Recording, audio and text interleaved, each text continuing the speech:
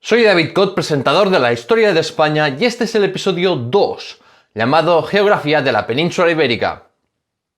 En este episodio aprenderás los elementos básicos de la geografía peninsular y cómo la geografía de España ha influido en nuestra historia. Suscríbete en YouTube y podcast a la Historia de España, presentada por David Cot.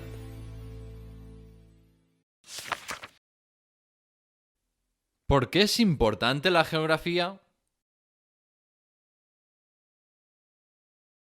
La geografía es a veces la gran olvidada cuando estudiamos historia, a pesar de ser un factor determinante para la cultura, demografía, desarrollo económico y otros aspectos clave de una sociedad. ¿Por qué siempre ha sido tan difícil conquistar, por ejemplo, Afganistán? ¿Por qué Bangladesh está tan densamente poblado? ¿Por qué las antiguas civilizaciones nacieron a lo largo de ríos? ¿O por qué Gran Bretaña siempre ha desarrollado más su armada que su ejército? Pues todas estas preguntas se explican en gran medida por la geografía. Sabiendo eso, ¿cómo ha influido la geografía de la península ibérica en la historia de España? A lo largo de este episodio vamos a verlo. Toponimia y características básicas de la península ibérica. A lo largo de la historia, la península ha tenido diversos nombres. Hispania para los fenicios, Iberia para los griegos, Hispania para los romanos, Al-Ándalus para los musulmanes o Sefarat para los judíos. En la Edad Moderna se conocía a toda la península como España o las Españas, en un sentido geográfico. Es decir, los portugueses también se consideraban españoles, como nos podemos considerar, por ejemplo, europeos. También se conocía por geógrafos como península pirenaica o península española, pero al final se impuso península ibérica a lo largo del siglo XIX, siendo esta una acuñación de un francés, el geógrafo Jean-Baptiste Bory. De nuevo, los hispanos usando conceptos franceses como el término latino o Latinoamérica en vez de hispano o Hispanoamérica. La península ibérica tiene un área de unos 583.000 kilómetros cuadrados si excluimos los territorios pirenaicos franceses. Y se trata de la segunda península más grande de Europa después de la escandinava. Está situada al suroeste de Europa y la ocupan España, Portugal, Andorra y la colonia británica de Gibraltar, sumando un total de cerca de 58 millones de habitantes. La península ibérica tiene una forma maciza, es decir, tiene una forma ancha, unas costas con formas bastante rectas, y además suele haber sistemas montañosos en toda la costa que crean un clima continentalizado no demasiado lejos del litoral. Básicamente la península se divide entre la periferia y la gran meseta central, que está rodeada y protegida por varios sistemas montañosos. Y en buena medida, la lucha entre la fuerza integradora y centralista de la meseta y la tendencia disgregadora de la periferia ha definido la historia de España hasta nuestros días.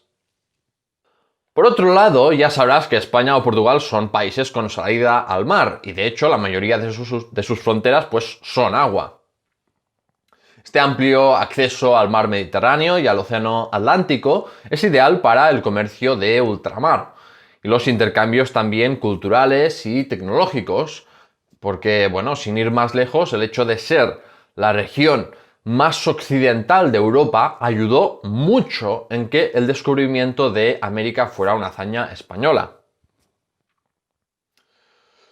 Mirando al sur, el estrecho de Gibraltar es vital desde un punto de vista estratégico y ayuda a conectar Europa con África y a controlar el tráfico naval que une el océano Atlántico y el mar Mediterráneo.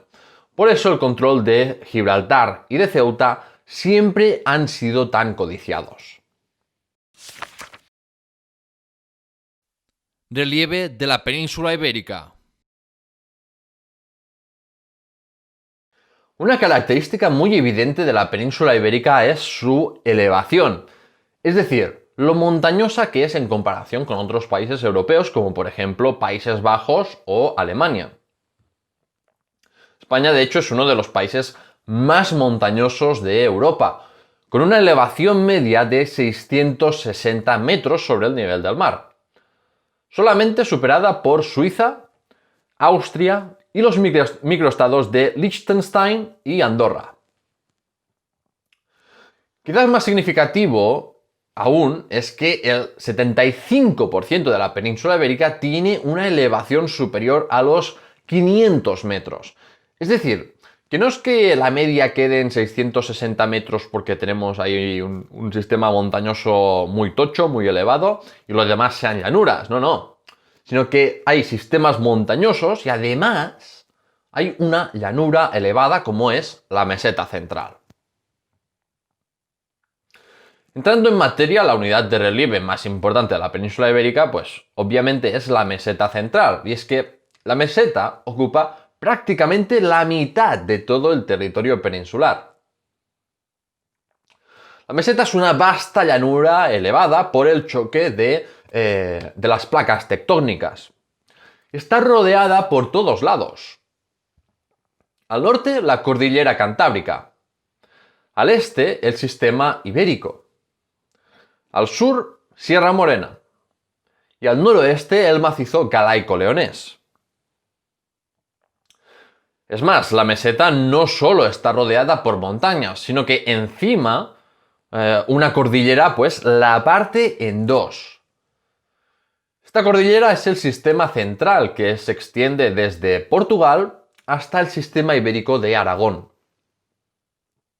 Como hay tantos sistemas montañosos bloqueando a los vientos, el clima de la meseta central es un clima mediterráneo continentalizado.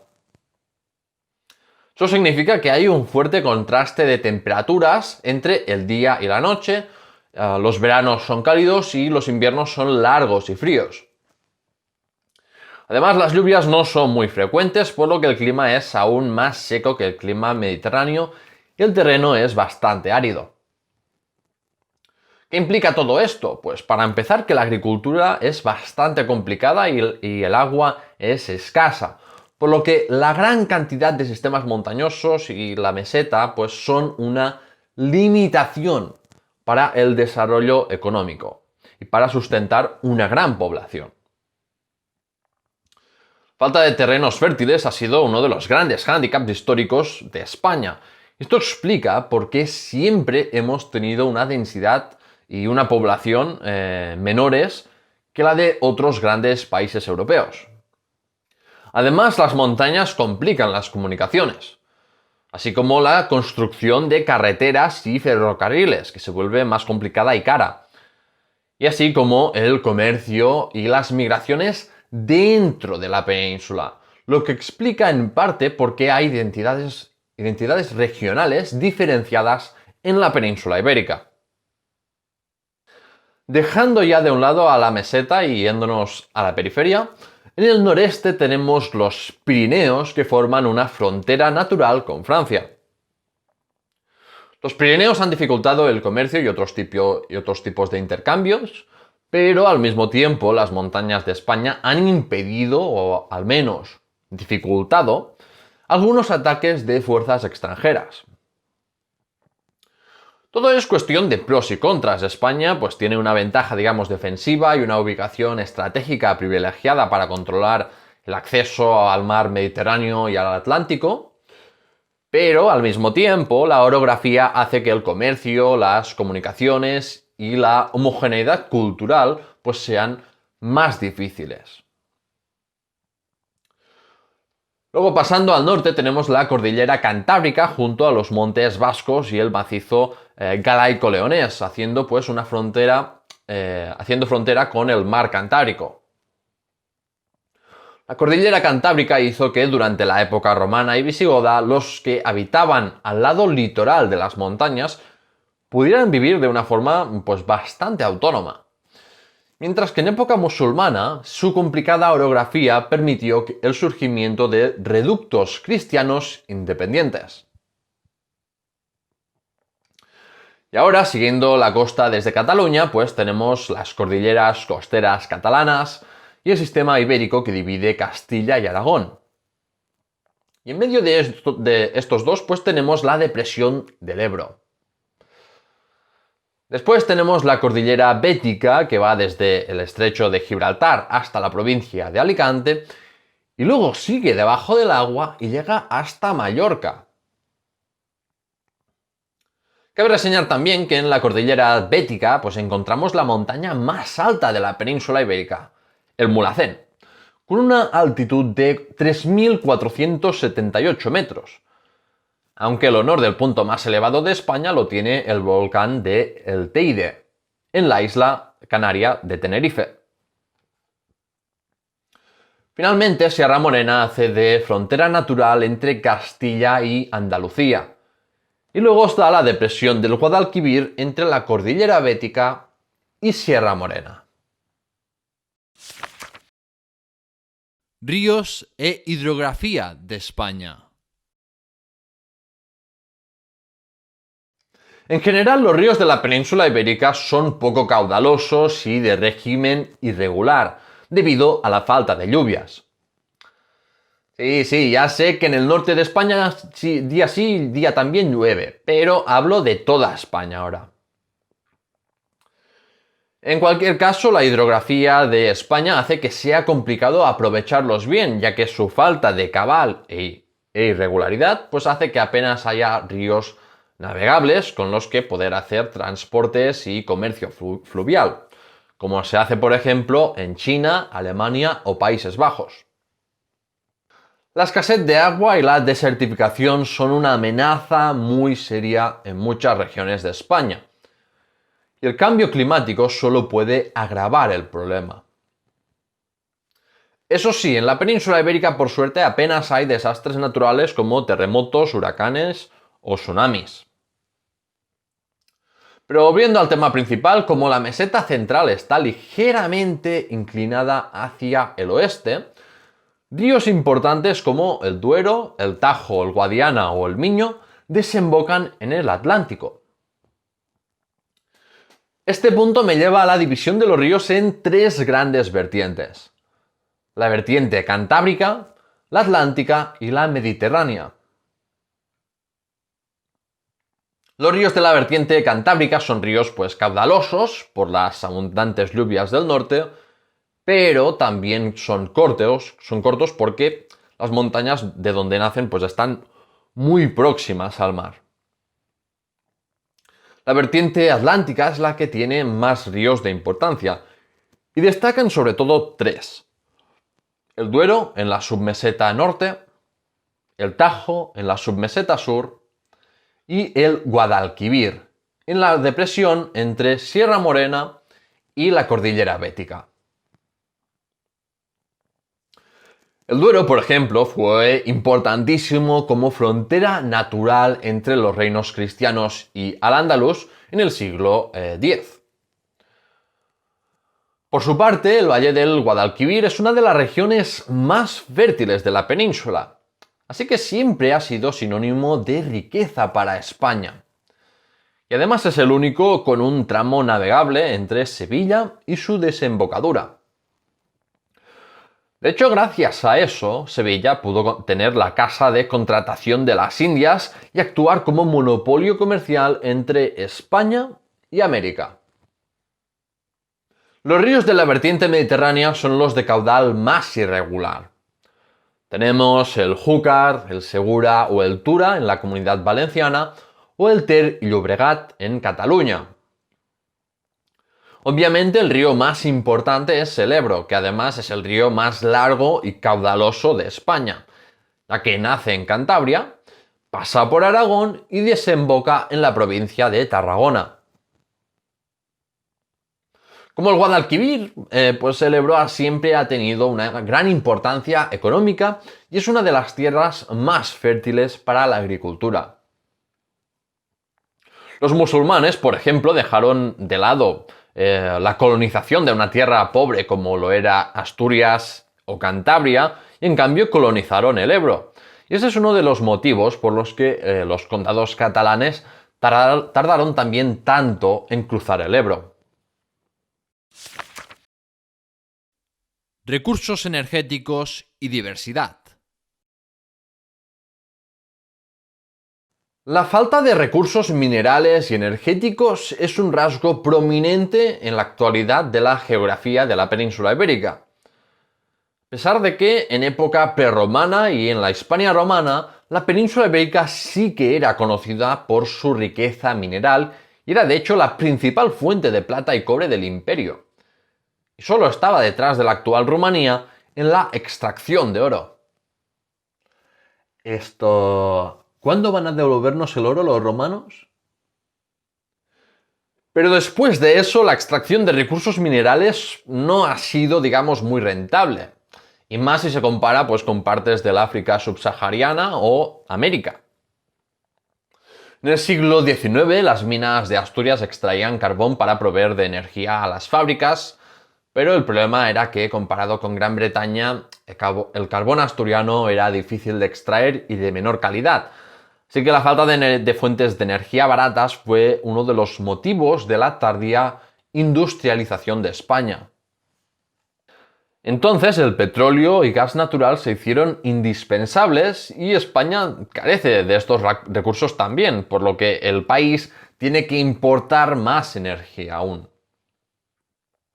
Hoy en día las minas están bastante agotadas y la industria minera apenas es rentable, así que todas las esperanzas para reducir nuestra dependencia exterior están puestas en las energías renovables y especialmente en la energía solar, ya que en España de sol vamos sobrados. La energía hidroeléctrica produce una cantidad considerable de electricidad, pero hay poco margen ya para que crezca más y no se ha construido ninguna nueva planta nuclear desde los años 80 debido a la falta de apoyo político y popular para la energía nuclear. No quiero terminar de hablar de la geografía peninsular sin hablar de la diversidad natural de España. España tiene paisajes, fauna y flora muy diversos debido a la orografía y a las influencias tanto del Mediterráneo y el Atlántico como de Europa y África. Hay desiertos, densos bosques, montañas nevadas y hermosas playas, y todo en un solo país. Tenemos, por ejemplo, la selva de Irati de Navarra, las Médulas de León, el Parque de Doñana, las lagunas de Ruidera de Albacete o el Salto del Nervión entre Burgos y Álava. Es increíble la diversidad que hay en España y que en un corto recorrido ya puedas ir de la playa a la montaña, por ejemplo, y eso hay que aprender a valorarlo. Ventajas y desventajas de la geografía peninsular. Para terminar este episodio quiero hacer rápidamente una lista de las ventajas y desventajas de la geografía de la península ibérica. Como contras, la orografía que complica el desarrollo económico y la unidad cultural y lingüística, si se quiere ver eso como una contra, claro. La falta de hidrocarburos y recursos minerales. La agricultura es a veces difícil debido a la calidad del suelo y a las escasas precipitaciones. Y la amenaza de la escasez de agua y la desertificación. Como pros, el control del acceso al mar Mediterráneo y el océano Atlántico, el hecho de ser pues, la región más occidental de Europa con acceso al océano Atlántico alentó la exploración de América y otras rutas comerciales por mar. Una ventaja defensiva con los Pirineos en el norte actuando como una frontera natural y con las montañas que se pueden encontrar en toda la península. Otro pro es la abundante fuente de energía solar, que los desastres naturales son muy raros, y la diversidad de paisajes, fauna y flora. Bien, creo que he mencionado todos los aspectos geográficos relevantes que tuvieron y tienen un fuerte impacto en la historia de España. Espero que te haya gustado la perspectiva que he dado hoy, porque creo que es indispensable tener ahí en cuenta pues, algunos conceptos básicos de geografía antes de adentrarnos en la historia de un país. Dicho esto, recuerda que puedes apoyar este programa en patreon.com/lahistoriahispana y así disfrutar de numerosos beneficios o visitar la web y tienda online de la Historia de España en lahistoriahispana.com o también en los perfiles de redes sociales de Facebook e Instagram.